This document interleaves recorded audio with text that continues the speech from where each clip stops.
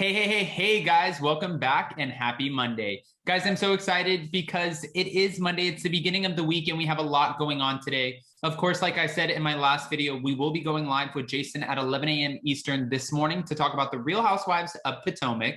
And then we'll be back at 12 p.m. Eastern with Jason and Kempire on Jason's channel to talk about Salt Lake City. Of course, tonight we'll be back for Hot Messy Topics at 6 p.m. So we have a lot going on. But as of right now, we're back to talk about the fact that Erika Girardi has revealed that she will never remarry again, especially after this Girardi scandal and this divorce from Tom Girardi. We have all the details and more, but before we jump in, if you guys haven't already, go ahead, smash that like button. If you're not subscribed, get subscribed, and don't forget to hit that notification bell because, well, you don't want to miss anything that we have coming up. With that, let's jump right in. It's time for all your binge-worthy pop culture news. Welcome to Up and Adam.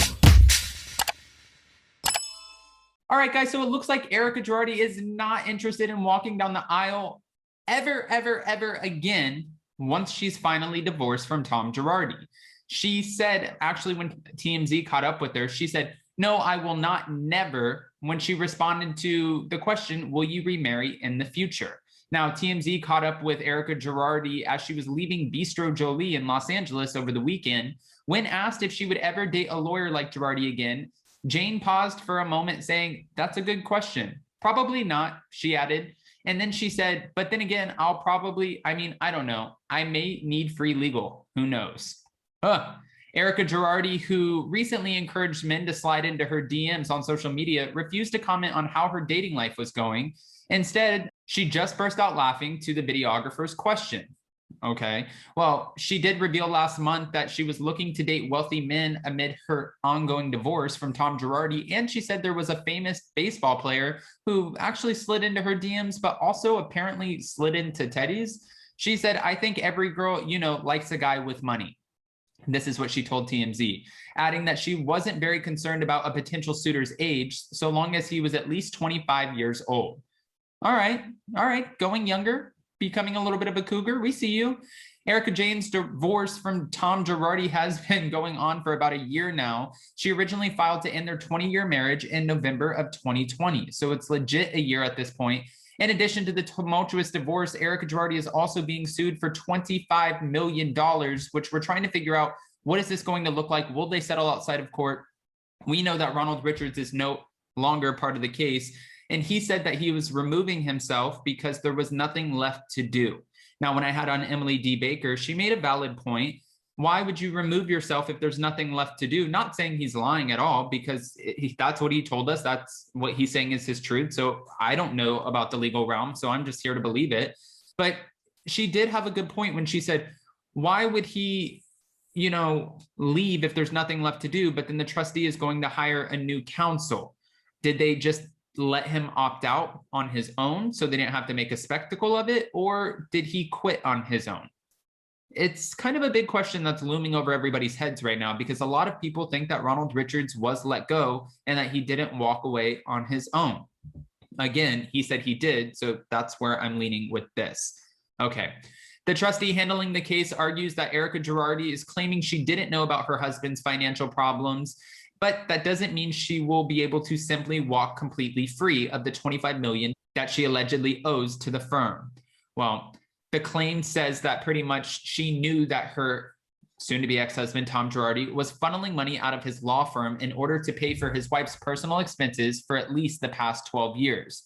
Prior to marrying Tom Girardi in 2000, Erika Girardi was married to Thomas Zizzo for 5 years from 1991 to 1996. The exes still have an adult son together, Tommy Zizzo Jr. All right. When we talk about the fact as to whether or not Erika Girardi will get married again, and people, because I was reading the fan comments and people are like, she's lying, she will absolutely get married again.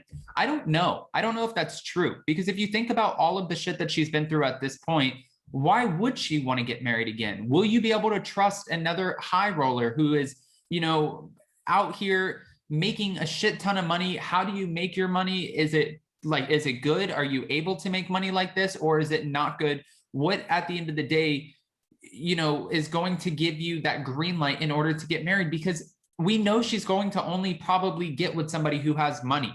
And if the rumor was true, and she is in fact talking to the one guy from Las Vegas, he's known as like the grandfather of Las Vegas, owning a lot of the real estate, used to have a NASCAR team, owns one of the only independent casinos left. If you're marrying somebody of that level, you don't know what they're doing with their finances. Now, hopefully at the end of the day, they would sign a prenup or something, but even at that point, I don't know if Erika Girardi would want to marry someone and sign a prenup, only because she didn't sign a prenup with Tom Girardi. But even though she didn't sign a prenup, it looks like she's getting out of the divorce with even less than she came into it with, if she does in fact get sued for the $25 million. Now, when it comes to the $25 million lawsuit, all we know at this point is that she is responsible, but they're still trying to come to a solution. Ronald Richards said that there's no way possible that Erika Girardi will be able to come up with the 25 million. So they're going to have to come up with a number that makes more sense. And one of the biggest things that they had to figure out before settling was who is funding her legal bills. That was one of the biggest questions looming over Ronald Richards and the trustees' head, because they wanted to make sure who is paying these bills and making sure that this money is not coming from money that they would have allegedly hid. Well, Ronald did say that now they know who the person is, and it seems like everything is a-okay. That person is just funding Erika Girardi's legal bills at the moment, but it seems like there's no foul play. So how much longer will this person have to continue to fund this? I mean, I honestly, if we had to guess, I don't think that she'll even have to pay half of it. I feel like she's going to get out of this with maybe having to pay 3 to 5 million back, maybe, if anything at all. Because honestly, I feel like they're going to go after the lawyers from Girardi Keys. I think them being able to say, well, Erika had nothing to do with Girardi Keys. She wasn't the one transferring money. She didn't know. She thought everything was okay. She thought Tom Girardi was paying for her bills and thought he was making the money the right way. If her name is not on any of those transfers where she's responsible for being the one transferring the money, I don't know how much trouble she can actually get in. And I know that's going to piss a lot of people off, because a lot of people want to see Erika Girardi have to pay back something in order to give money back to the victims. That's what Jay Edelson is trying to do right now, is pursue Erika to help at least get the $2 million back that's owed to the Boeing Lion air crash victims. Jay Edelson and Edelson PC, they've even waived their fee arrangement, saying, we don't want any money. We don't want anything. We just want to hold her responsible. Someone needs to help us get the money for our clients. All right. If you guys don't remember Edelson, Jay Edelson from Edelson PC, this is the firm who started all of this and the LA Times article once they had Girardi's bank accounts frozen. All of the assets were frozen. They weren't able to move any money around. And it was because Jay Edelson went to a court in Chicago, brought this information to the judge and said, hold on, they received the settlement for the Boeing air crash and none of the victims have received their money. The judge was like, wait a minute, there's something off about this. We're going to freeze all the assets, all the accounts, and we are going to make sure that we figure this out. Now, Jay Edelson, even though we found out that their fee arrangement was allegedly unethical, illegal, unenforceable, it seems like they still want to continue to pursue the Girardis and figure out how can we get the money back, because at the end of the day, that's their main goal. Well, I didn't want to just give you all of this information and not ask your opinion. So guys, I'm so curious, what do you think about the Erika Girardi TMZ encounter where she said that she'll never remarry again and that she thinks everybody always wants to be with somebody who has money? So she's saying in her head, I think as a girl, we all just want to be with somebody with money. All right. I mean, if you can pull it off in a Caroline Stanberry way where you get a man like Sergio who's young and good looking and wealthy and has abs and you can do it all, okay, we see you. But if you're getting with somebody who's like 150 years old, looks 150 years old, it looks like Anna Nicole Smith's wedding photo, that might not be the most promising. But who am I to say? We're going to have to wait and see. And maybe it'll even play out on the Real Housewives of Beverly Hills. Maybe we'll even eventually see her start to date.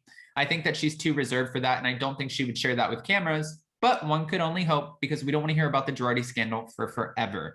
Guys, go ahead and comment below. And before you go, again, don't forget that we're going live for Real Housewives of Potomac at 11 a.m. Eastern this morning, and then back right after at 12 p.m. on Down with Jason's channel with Jason and Kempire for a Salt Lake City recap. Of course, I'm going live today with DJ Richie Sky at 2 p.m. and then Hot Messy Topics at 6 p.m.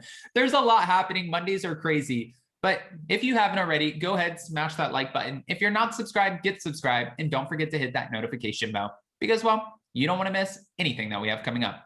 With that, we'll see you next time. Bye, guys.